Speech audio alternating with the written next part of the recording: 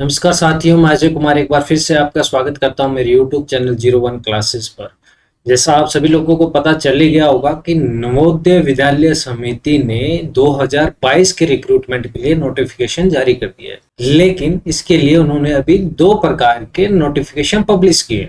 तो ये दो किस प्रकार के नोटिफिकेशन है, दोनों में क्या डिफरेंस है, आपका एग्जाम का पैटर्न क्या है, क्या नेगेटिव मार्किंग है, क्या आपकी फॉर्म फीस है, क्या आपको ट्रेवल अलाउंसेस मिलेगा या नहीं मिलेगा, किस किस की फीस लगेगी और आपको कहाँ पे पोस्टिंग मिलेगी, ऐसे बहुत सारी चीजें हैं जिसका मैं इसी वीडियो के अंदर हम डिटेल में सब कुछ डिस्कस करेंगे। साथ में हम ये भी देखेंगे कि फॉर्म कहाँ से और कैसे फिल करना है। तो एक छोटे से इंट्रो के बाद चलिए स्टार्ट करते हैं।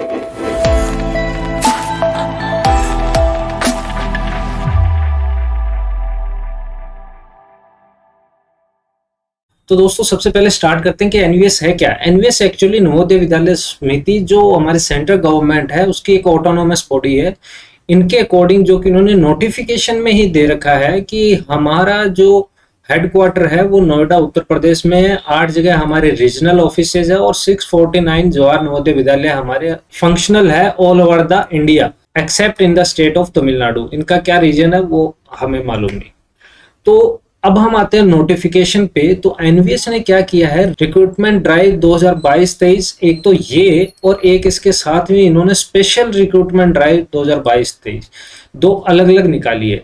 तो पहले तो बेसिक डिफरेंस बता देता हूँ। ये वाला जो हमारा रिक्रूटमेंट है ये सभी के लिए है ऑल ओवर द इंडिया कि आप कोई भी अप्लाई करो और पीजीटी टीजीटी या जो मिसलेनियस आपके टीचर्स वगैरह बनना है, लाइब्रेरियन वगैरह पे प्रिंसिपल भी है इसमें इंक्लूडेड, आपको बनना है। वो सभी के लिए स्पेसिफिक, कोई किसी के लिए स्पेसिफिक नहीं है, सबके लिए ओपन है। लेकिन ये जो स्पेशल रिक्रूटमेंट ये निकाला है ये उन्होंने नॉर्थ ईस्ट रीजन के लिए स्पेसिफिक निकाला है। और नॉर्थ ईस्ट रीजन में इन्होंने ये स्पेसिफिक दिया है स्टेट ऑफ अरुणाचल प्रदेश, असम, मणिपुर, मेघालय, मिजोरम, नागालैंड, सिक्किम और त्रिपुरा और शिलोंग। एक्चुअली में ऐसा तो ऑफिशियल तो कुछ नहीं है, लेकिन मुझे जहां तक पता है स्पेशल रिक्रूटमेंट ड्राइव निकालने का मकसद यही होता है कि ये जो हमारी रिमोट लोकेशंस पड़ जाती है वहां पे हर कोई जाके टीचिंग का जो प्रिफर नहीं करता है, हम वहाँ पे ज्वाइनिंग मिलते ही फटाफट ट्रांसफर करवाने की सोचते हैं, तो शायद कहीं ना कहीं वहाँ पे एजुकेशन जो है इस वजह से मजबूत हो नहीं पाता है। तो ये जो स्पेशल रिक्रूटमेंट इन्होंने एनवीएस ने निकाला है इसके अंदर मैं आपको आगे बाद में बताऊंगा। अभी इन्होंने क्या रखा है कि हाँ यहीं पे देख लो, इन्होंने एक कंडीशन रखी है कि आपको मिनिमम 7 साल तो वहां पे आपको बिताने ही पड़ेंगे जॉब लगने के बाद, और वो भी आपको 2 साल का प्रोबेशन कंप्लीट करने के बाद। ऐसा इनकी कंडीशन है। ये आपका उस रिक्रूटमेंट में है या नहीं वो हम देखेंगे, ठीक है। और 2 साल 7 साल से पहले और 7+2 यानी 9 साल से पहले आप ट्रांसफर करवा भी नहीं सकते। और वो भी बहुत सारी चीजें मैं आगे बाद में डिस्कस करूंगा, पहले अपने इसके ऊपर आ जाते हैं। ये जो नोटिफिकेशन है इस रिक्रूटमेंट के अकॉर्डिंग अगर कोई एनवीएस में प्रिंसिपल या पोस्ट ग्रेजुएट टीचर, पीजीटी या TGT trained graduate teacher and miscellaneous category जो टीचर्स की है जैसे लाइब्रेरियन वगैरह कुछ भी होंगे इनमें, अगर इनमें से आप कुछ भी बनना चाहते हो तो ये नोटिफिकेशन आपके लिए ही है। फॉर्म फिल करने से पहले आप ये वीडियो जरूर देख लेना। अब इसमें अगर हम बात करें, इसमें उन्होंने लिखा है कि ये जो जवाहर नवोदय विद्यालय एक्चुअली में क्या होता है, बाकी सभी स्कूल के अंदर तो स्टूडेंट और टीचर स्कूल में जाते हैं स्कूल टाइम में और वापस घर आ जाते हैं, जबकि एनवीएस में ऐसा नहीं है। ये एक फुली रेजिडेंशियल इंस्टीट्यूशन है जहां पे टीचर भी स्कूल प्रीमाइसेस के अंदर या जो उनके रहने की जगह वहीं पे रहती है और स्टूडेंट्स भी वहीं पे रहते हैं। ऐसा नहीं है कि सुबह गए और शाम को घर आ गए, ऐसा नहीं है।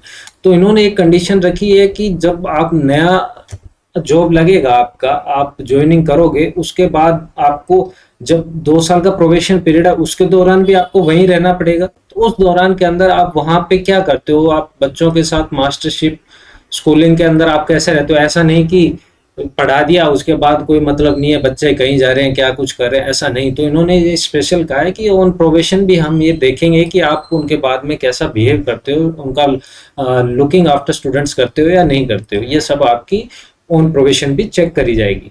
प्रोबेशन वैसे बेसिकली क्या होता है, 2 साल का एक टेम्परेरी पीरियड होता है, उसके अंदर आपको कुछ सुविधाएं लिमिटेड होती है। और 2 साल के अंदर अगर आपकी सर्विसेज गवर्नमेंट को अच्छी नहीं लगती, सर्विसेज यानी आपकी टीचिंग हो गया या आपका बिहेवियर हो गया, आप ज्यादा छुट्टियां ले रहे हो, तो तो सरकार आपको सिर्फ एक नोटिस की भी जरूरत नहीं है, बिना किसी नोटिस के आपको डायरेक्ट टर्मिनेट कर सकती है सर्विस, और आप उसका कुछ नहीं कर सकते। तो 2 साल तो बहुत हमें ध्यान देके, अगर आपको परमानेंट होना है तो देना चाहिए। पूरे जिंदगी जब तक आप पढ़ा रहे हो तब तक करना चाहिए, लेकिन 2 साल तो स्पेशल हमें एक विशेष तरीके से, क्योंकि हम जो घर का माहौल है और जो फिर हम सडनली जॉब के अंदर स्विच करते हैं, एक थोड़ा सा बाउंडेशन हो जाती है, उसमें फर्क होता है।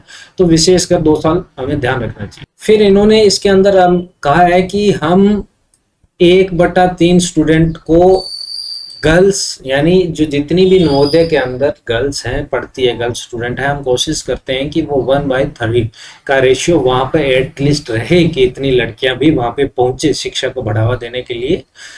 बट ऐसा कुछ इन्होंने कहा है कि हमने कोई टीचर्स के लिए ऐसा कोई स्पेसिफिक नहीं कर रखा कि टीचर भी इतने होने ही चाहिए, ऐसा नहीं है। हम चाहते हैं कि ऐसा हो, पर ऐसा हमने कोई बाउंडेशन नहीं कर रखी है, नवोदय ये कहती है। फिर उन्होंने कहा है कि जो कैंडिडेट है वो इंडिया में कहीं भी पोस्ट कर सकते हैं, उनको कहीं भी आपकी पोस्टिंग मिल सकती है। पहली जो टीजीटी है उनमें कुछ लैंग्वेज का सीन रहता है कि आप कौन सी लैंग्वेज के हो, तो उनको लैंग्वेज के अकॉर्डिंग अपना जो लोकेशन मिलेगी वहां पे। तो अब हम बात करते हैं, मोस्टली ये वीडियो आप सभी को पता है मैं कंप्यूटर टीचर के लिए बना रहा हूँ, तो प्रिंसिपल का अब मैं यहाँ पे स्किप करूंगा। पीजीटी ये सभी सब्जेक्ट आगे। कंप्यूटर साइंस की बात करें यहाँ पे एनवीएस ने 22 पोस्ट टोटल कंप्यूटर साइंस के लिए वैकेंट है, जिसमें से 1 ओएच की भी है। ये इसके अलावा है, ओएच यानी शायद ब्लाइंडनेस वगैरह उनके अंदर आता है।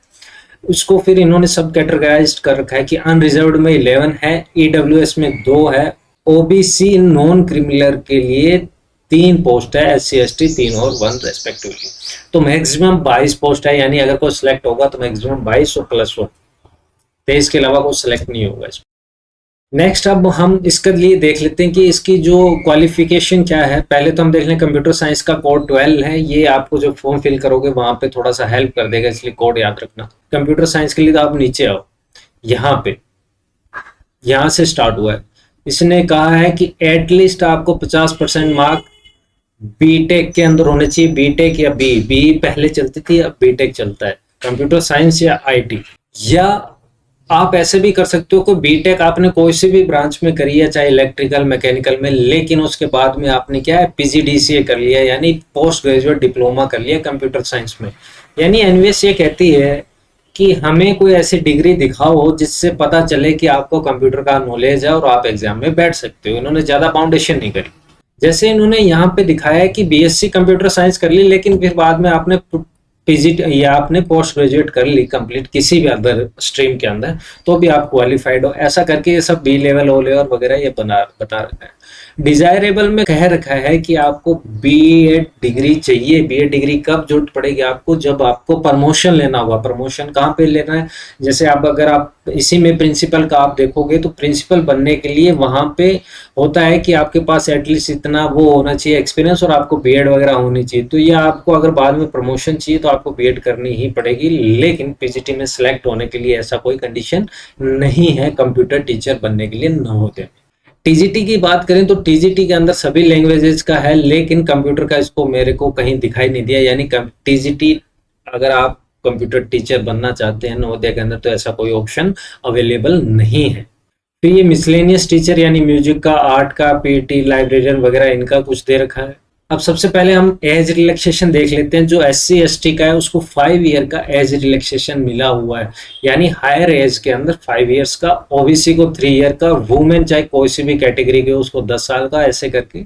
और जो रेगुलर अगर कोई एनवीएस में ऑलरेडी उसके पास कोई एक बार नहीं है कि अगर वो मान लो एलडीसी यूडीसी वगैरह कुछ किसी पोस्ट पे काम कर रहा है, लेकिन अब उसको पीजीटी एग्जाम में बैठना है, उम्र हो गई है, तो भी उसके साथ कोई बाउंडेशन नहीं है। ऐसा करके सभी आप पढ़ सकते हैं, इसके अंदर दिया हुआ। एक 3.4 पे आता हूं पहले कि OBC candidate who is belonging to creamy layer are not entitled for concession. ऐसा इसमें कोई नया नहीं हुआ, सभी में ऐसा होता है। जो ओबीसी कैंडिडेट जो क्रीमी लेयर एक इनकम सीमा बांधी हुई है, अगर उससे नीचे रहते हो तो आप नॉन क्रिमिलियर रहते हो, और अगर उससे ऊपर चले जाते हो तो आप क्रिमिलियर में आ जाते हो। तो ऐसा ओबीसी कैंडिडेट जो क्रिमिलियर के अंदर आता है उसको रिजर्वेशन का बेनिफिट नहीं मिलेगा। उसको अगर जब फॉर्म भरना है तो फॉर्म भरते वक्त उसको जनरल कैटेगरी भरना पड़ेगा।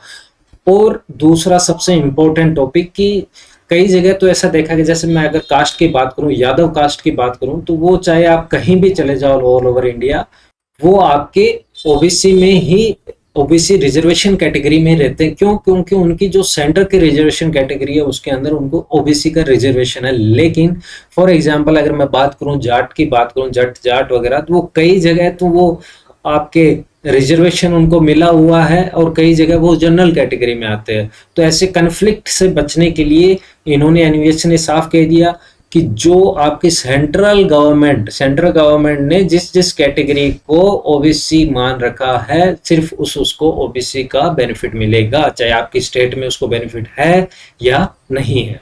तो ये भी बहुत अच्छा पॉइंट है।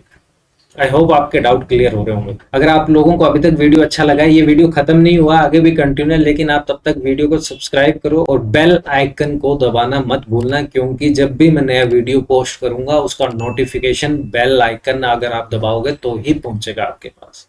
अब बात करते हैं कि एग्जाम में सिलेक्शन कैसे हुआ। एग्जाम में सिलेक्शन लेने के लिए मोड ऑफ सिलेक्शन बता रखा है कि आपका एक कंप्यूटर बेस्ड टेस्ट होगा, साथ में आपका एक इंटरव्यू होगा, और इन दोनों को मिला के जो एक मेरिट बनेगी, पहले पहले आपका जो एग्जाम होगा उसके हिसाब से जितने आपकी पोस्ट के अकॉर्डिंग 2 या 3 गुना उनको पास करेंगे, कितने भी करते हैं वो इनके ऊपर है। फिर इंटरव्यू के लिए बुलाएंगे, फिर इंटरव्यू में कुछ मार्क्स होंगे, फिर दोनों की एक मेरिट कंबाइन करके वो पोस्ट के अकॉर्डिंग एक मेरिट लिस्ट डाल देंगे, और उसमें जिसका नाम आएगा वो उसको सिलेक्ट कर लिया जाएगा। और ये एनवीएस ने कह दिया कि भाई साहब हमारे पास सब राइट है कि हम पोस्ट को कम कर सकते हैं, ज़्यादा कर सकते हैं, हटा भी सकते हैं, कि आपको कुछ लेना देना नहीं है। फिर आ गया कि एग्जाम कहाँ पे होगा। इन्होंने कहा है कि आप एग्जाम के लिए 3 प्रकार की सिटी को चूज कर सकते हैं, आपका जो मन करे। तो ये स्टेट दे रखा है सबका। अगर मैं बात करूं यहाँ पे राजस्थान की, यहाँ पे राजस्थान में अजमेर, अलवर, बीकानेर, जयपुर, जोधपुर, और ऐसे आपके हर जगह के, गोवा, गुजरात, दिल्ली। जैसे प्रिंसिपल के लिए इन्होंने क्या कह दिया कि आप चाहे कहीं के हो, आपका एग्जाम सेंटर सिर्फ दिल्ली रहेगा, क्योंकि नंबर ऑफ पोस्ट कम है, तो इस हिसाब से शायद इन्होंने अपने हिसाब से एडजस्टमेंट किया। और ये स्पेसिफिक पॉइंट बहुत जगह कई बार ना बच्चों को पता नहीं होता स्टार्टिंग में, जब तो एग्जाम किसी का पहला अटेम्प्ट होता है, दूसरा कि अगर कोई स्टूडेंट या कैंडिडेट है जिसको डिसेबिलिटी है 40% से ज़्यादा, यानी हम कह देते हैं कि उसके पास मेडिकल सर्टिफिकेट है, तो वो अपने साथ में किसी और को ला सकता है। जो स्क्राइब है वो उसका scribe to assist them in the examination. ये मैं इसलिए बता रहा हूँ, एक बार केवीएस के नॉन टीचिंग स्टाफ का एग्जाम में देने गया था as a student, as a candidate. तो वहाँ पे जो हमारी टाइपिंग हो रही थी, उस वक्त मेरे साथ में एक लड़का था, उसके साथ ऐसी प्रॉब्लम थी। वो बोला कि मैं तो मेडिकल वाला हूँ, ऐसे मतलब बता रहा था कि डिसेबल पर्सन हूँ, पर मेरी हेल्प कौन करेगा। तो वहाँ पे शायद वो ऐसा कुछ पढ़ के नहीं आया कि उसको कुछ लेके आना था साथ में, या जो भी रूल था वो अनअवेयर था उसके बारे में। इस वजह से मैंने डिस्कस किया। वैसे वो उस एग्जाम को मैंने क्वालिफाई किया था, बट मेरा दूसरे एग्जाम में सिलेक्शन हो गया, इस वजह से मैंने केवी में ज्वाइन नहीं किया था। कंटिन्यू करते हैं। फिर उन्होंने बता रखा है कि जो पीडब्ल्यूडी वाले होंगे, जो डिसेबल वाले अगर हैं, उनको 20 मिनट पर आवर का एक्स्ट्रा टाइम दिया जाएगा। डिसेबल वालों को 20 मिनट 1 घंटे के पीछे, ये 3 घंटे का एग्जाम है, तो यानी टोटल उनको 4 घंटे मिलेंगे यहाँ पे। अब बात कर लेते हैं कि एग्जाम के अंदर क्या क्या आएगा। तो ये ध्यान देने वाली चीज है, क्योंकि इसके अंदर थोड़ा सा चेंजेस हुआ है। आपकी बात थोड़ा सा क्या, मैं तो कहूँगा काफी कुछ ही चेंज हुआ है। सबसे पहले जो एग्जाम का पैटर्न रहेगा, आप पार्ट नंबर 6 में आ जाओ। इसमें कहा है आपके पास इंग्लिश और general Hindi, general English, general Hindi, यानी ये एक्चुअली में जनरल इंग्लिश और जनरल हिंदी होती है। मैं जनरल शब्द इसलिए यूज में ले रहा हूँ क्योंकि इसके अंदर बहुत ही बेसिक से क्वेश्चन पूछे जाते हैं, हिंदी और इंग्लिश दोनों के। तो उन्होंने कहा दोनों के 10-10 क्वेश्चन आएंगे, 10 ही हिंदी के आएंगे और 10 ही इंग्लिश के आएंगे। और 10 में से आपके 4 नंबर आने चाहिए। 4 नंबर यानी एटलीस्ट 40% मार्क्स आने चाहिए आपके नेगेटिव के बाद में। यानी अगर 10 से बात करूं, अगर 10 नंबर आपने कोई गलत नहीं किया तो एटलीस्ट 4 आपके क्वेश्चन सही होने चाहिए। टोटल 8 क्वेश्चन आउट ऑफ 20 सही होने चाहिए नेगेटिव मार्किंग के नंबर काटने के बाद। ठीक है। और इन्होंने साफ साफ कंडीशन कह दिया है कि अगर भाई साहब आप इतने नंबर नहीं ला पाते हो, तो आपका पार्ट 1 से पार्ट 5 के जो आपने ओएमआर भरी, ओएमआर तो क्या ऑनलाइन एग्जाम है, तो आपका चेक ही नहीं होगा।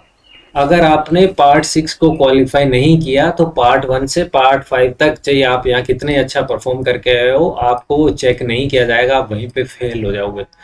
तो ये आपको करना है, ठीक है। उसके बाद आते हैं, इन्होंने 10 क्वेश्चन, हर क्वेश्चन को 1 नंबर का माना है। 10 क्वेश्चन तो आएंगे जीएस के, जनरल अवेयरनेस, जिसके अंदर आपका करंट, जिसमें आपका करंट जीके हो सकता है। अब वो जीके चाहे आपका स्पोर्ट्स से रिलेटेड हो सकता है, इकोनॉमिक्स से रिलेटेड हो सकता है, या साइंस के क्वेश्चन हो सकते हैं। रीजनिंग एबिलिटी, जो रीजनिंग के क्वेश्चन है इजी आते हैं, ज्यादा कोई ऐसा टिपिकल नहीं आती reasoning. Knowledge of ICT, internet communication technology, यानी ये 10 क्वेश्चन आपके, आप कहोगे सर हम कंप्यूटर टीचर एग्जाम दे रहे हैं फिर भी 10 क्वेश्चन अलग से हैं, बिल्कुल आएंगे। ये 10 क्वेश्चन बिल्कुल बेसिक होंगे, बेसिक कंप्यूटर के, ये सबके लिए एग्जाम के अंदर जो इन्होंने पैटर्न बनाया उसके अकॉर्डिंग है ये। तो ये 10 क्वेश्चन कंप्यूटर के ही होंगे, लेकिन ईजी होंगे ये। फिर जो आपका टीचिंग एप्टीट्यूड है, जो टीचिंग एप्टीट्यूड एक तरीके का आप ऐसे समझे कि टीचर के लिए मेंटेलिटी चेक करने के लिए, या जो बेसिक सिनेरियो के क्वेश्चन या कोई बेसिक कंडीशंस लगा के जो क्वेश्चन पूछे जाते हैं वो टीचिंग एप्टीट्यूड के क्वेश्चन होंगे। ये भी कोई पोर्शन ज्यादा हार्ड नहीं है। हर बार क्या होता था, इस पोर्शन के अंदर सारा हमारा टेक्निकल पेपर रहता था। अब इन्होंने क्या कह दिया, इस क्वेश्चन को इन्होंने 4 पार्ट में डिवाइड कर दिया। पिछले जितने भी एग्जाम थे उनमें टीचिंग मेथडोलॉजी या पेडागोजी के नाम से वो टीचिंग एप्टीट्यूड चेक किया करते थे।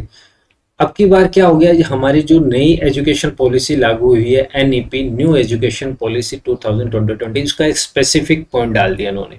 दूसरा, experiential activity based on pedagogy and case study based questions, मतलब इन्होंने पेडागोजी को बहुत ही स्पेसिफिक कर दिया है। एक्सपीरियंस के हिसाब से जो एक्टिविटी की जाती है, जैसे कि मैंने आपको बताया कि जब गाड़ी चलाते हैं, जब साइकिल चलाते हैं तो पैडल को घुमाना पड़ेगा तो ही साइकिल चलेगी। एक तो मैंने वो बताया किताब में और एक दिखाया मैंने करके। या ऐसे मैं बात करूं घुड़सवारी की, या ऐसे मैं बात करूं किसी भी चलने, कोई भी ऐसी एक्टिविटी जिसको हम एक्सपीरियंस करके सीख सकते हैं, उससे रिलेटेड जो पेडागोजी होगी तो उससे रिलेटेड क्वेश्चंस है। और जो बी पोर्शन है उसके अंदर भी इन्होंने कहा है कि understanding of critical and creative teaching, मतलब जो टीचिंग का जो मेथड है वो किस बेसिस पे रहता है, उससे रिलेटेड क्वेश्चन। और बाकी जो पोर्शन बच गया, subject specific syllabus as on NVS, उसमें बाकी जो बचे हुए क्वेश्चन हैं वो सारे सब्जेक्ट के आएंगे। अब अगर इन्होंने कहीं दिखाया नहीं है, लेकिन मुझे ऐसे लगता है कि 10 क्वेश्चन इसके आ जाएंगे, 10 इसके आ जाएंगे, 10 इसके आ जाएंगे, ये हमारे 30 क्वेश्चन। तो जो 50 क्वेश्चन है वो हमारे जो सब्जेक्ट स्पेसिफिक है उसके ऊपर आ जाएगा। ऐसा कहीं लिखा हुआ नहीं है, क्योंकि सब्जेक्ट को वेटेज देना है तो सब्जेक्ट के क्वेश्चन डालने ही पड़ेंगे, अदरवाइज आपको कहीं से ऐसा लगेगा नहीं कि हम सिर्फ कंप्यूटर पढ़ के और सोच रहे हैं कि कंप्यूटर टीचर बन जाएंगे, तो ऐसा कहीं दिखाई दे नहीं रहा। और जब इनकी बात करें हम सिलेबस की, तो सिलेबस मैं आपको दिखा दूंगा, जो प्रीवियस सिलेबस थे सेम टू सेम वो ही सिलेबस अब की बार कंटिन्यू किया है इन्होंने, कोई न्यू सिलेबस नहीं दिया। लेकिन इन्होंने एक थोड़ी सी चेंजेस, थोड़ा सा क्या या बहुत बड़ा मैं कहूँ आपको, कि अब की बार जो नेगेटिव मार्किंग रखी है उन्होंने हर क्वेश्चन के लिए 1/4 रखी है। यानी अगर आपने 4 क्वेश्चन गलत कर दिए और एक क्वेश्चन सही कर दिया तो आपका जो रिजल्ट निकल के आएगा वो 0 निकल के आएगा। 1/4 ठीक है, मतलब ना तो ज्यादा हार्ड है ना ज्यादा कम है। ये पहले नहीं थी नेगेटिव मार्किंग, ये अब की बार डाल दी, तो आपको थोड़ा सा इसमें भी ध्यान देना पड़ेगा। फिर अगर हम देख लेते हैं कि जो SC ST और जो PH कैटेगरी के हैं उनको कोई फीस नहीं देनी है फॉर्म फिल करते वक्त, ये इसमें दिखा रहा है। लेकिन ये कह रहा है कि जैसे आप कैटेगरी सिलेक्ट करोगे आपको ऐसा कोई फीस का ऑप्शन दिखेगा नहीं, लेकिन फिर भी कोई भी किसी भी सिचुएशन में अगर आप फीस पे कर देते हो, चाहे ओबीसी का बंदा है चाहे जनरल का यानी अनरिजर्व कैटेगरी का है, कि अगर आपने एक बार फीस दे दी, चाहे कुछ भी सरकमस्टांसेस हो जाए, हम उस फीस को रिफंड नहीं करेंगे। और जो फीस है वो पीजीटी के लिए 1800, टीजीटी के लिए 1500। ये बहुत ज्यादा फीस है, बहुत ज्यादा है, पर क्या ही कर सकते हैं।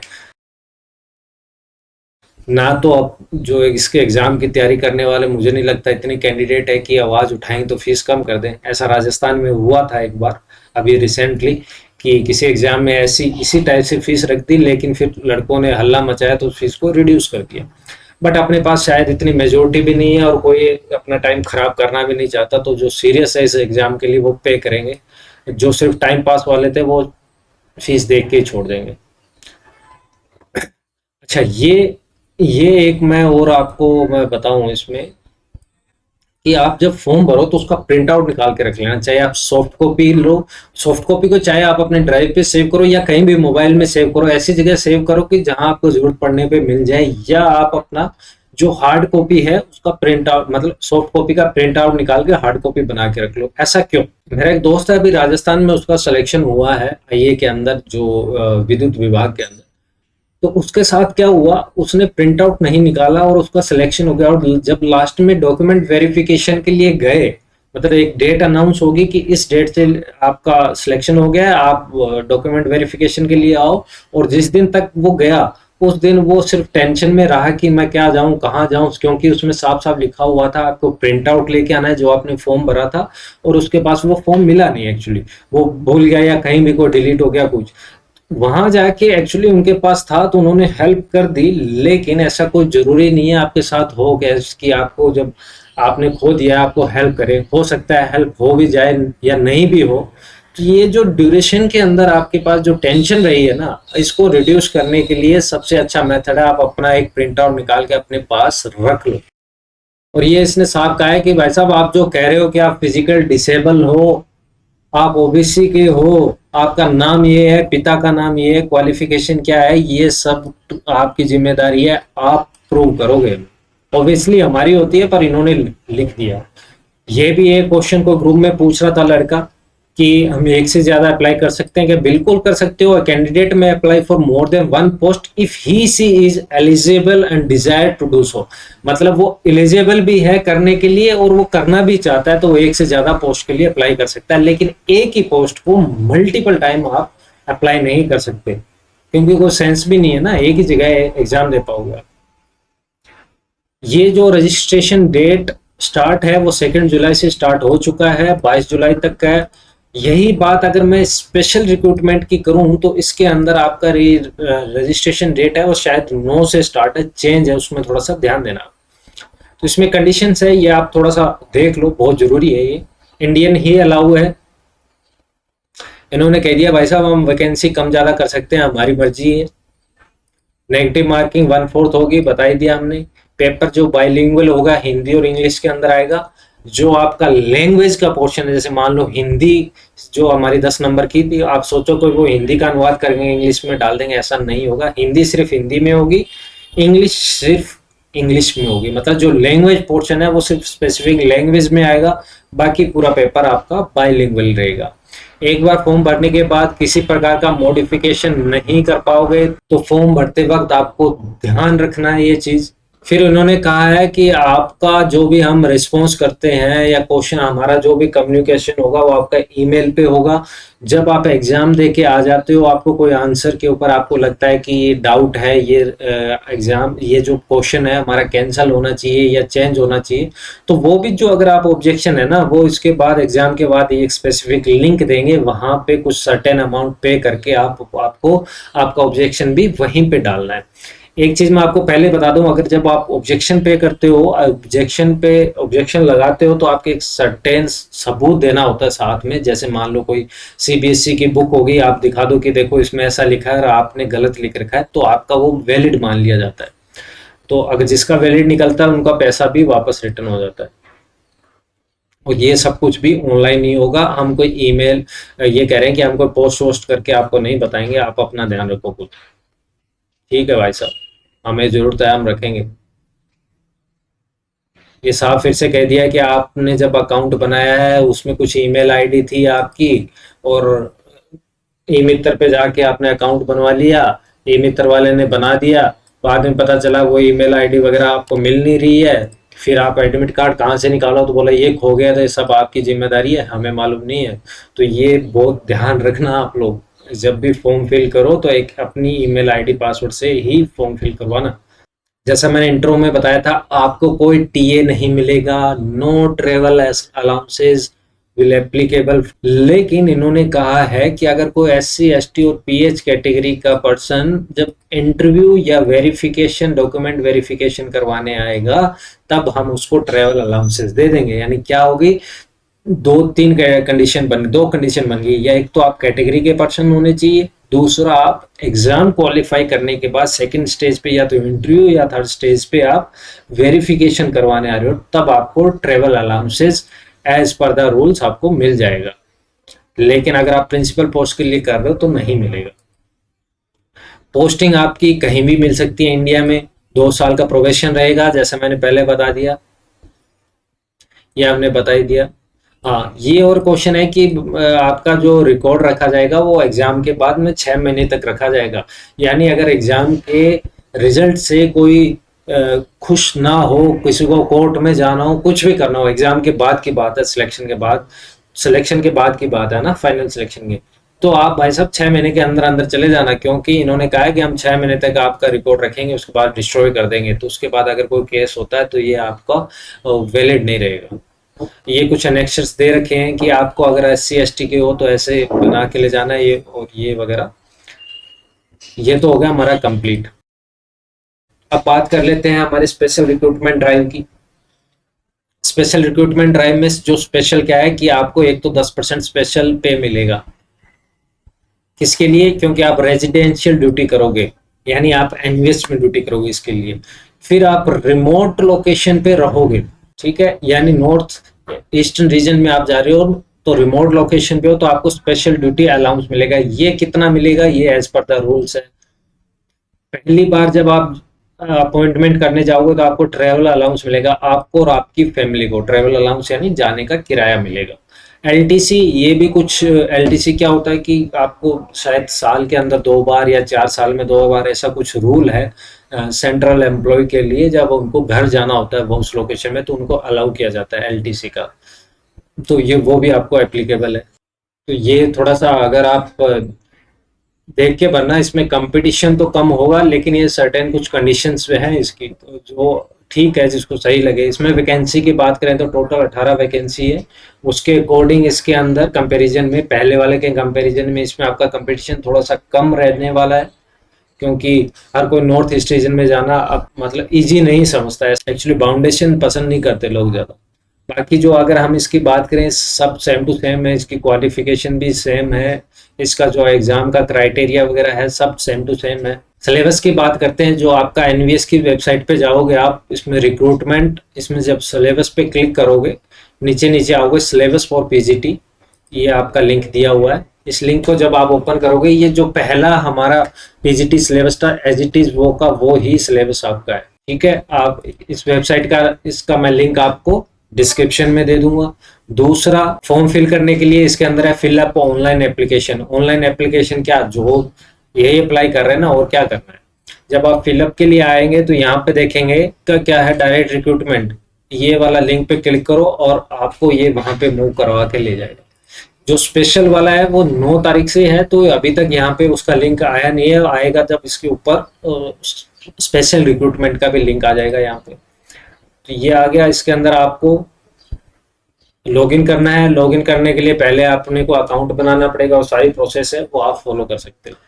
आज की वीडियो में बस इतना ही, लेकिन एक चीज और सुन के जाओ आप। जो NVS का लास्ट एग्जाम हुआ था उसके अंदर जो क्वेश्चंस आए थे उसका मैंने वीडियो सॉल्यूशन बना के ऑलरेडी अपलोड कर रखा है, जो लिंक आपको डिस्क्रिप्शन में मिल जाएगा, यहाँ भी आपको दिखाई दे रहा होगा।